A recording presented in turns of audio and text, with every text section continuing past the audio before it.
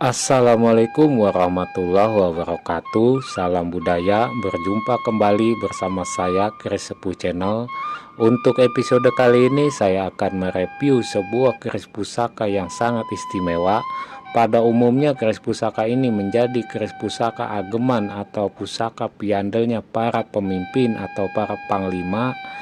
Tentunya saya mereview keris pusaka ini berdasarkan fakta dan data. Faktanya dari sisi bilah keris pusaka ini dan datanya berdasarkan sertifikat yang saya miliki. Namun sebelumnya saya mohon dukungannya untuk like dan subscribe-nya. Jangan lupa tekan tombol loncengnya agar update terus review keris pusaka atau pusaka-pusaka yang lainnya dari saya. Keris pusaka ini adalah keris pusaka yang bertuah dan bernilai historis sejarah. Hal terpenting dari sebuah pusaka adalah tuahnya.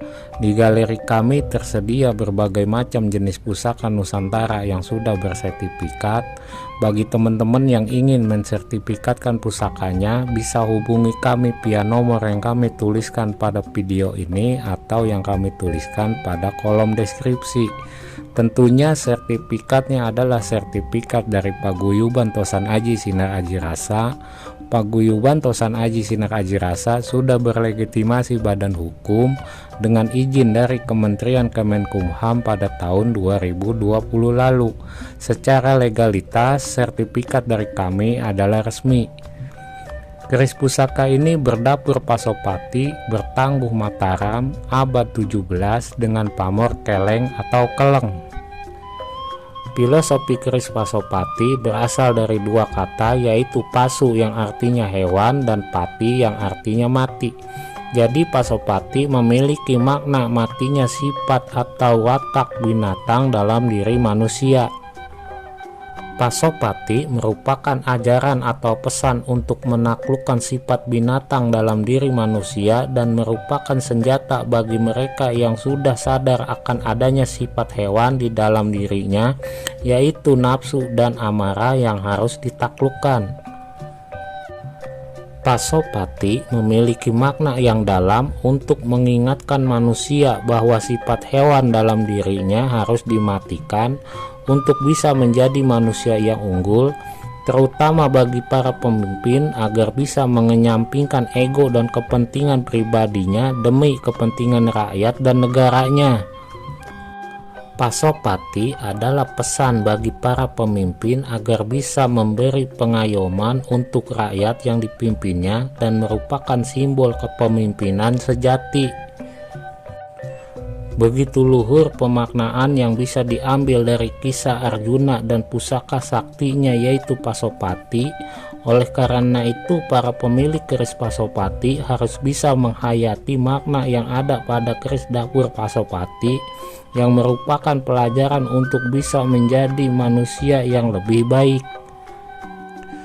Pasopati adalah simbol keteguhan dan kerendahan hati seperti yang dikisahkan dalam cerita pewayangan ketika Arjuna bertapa karena bentuk kesadarannya sebagai seorang kesatria yang ingin melakukan dharma kewajibannya di tengah masyarakat.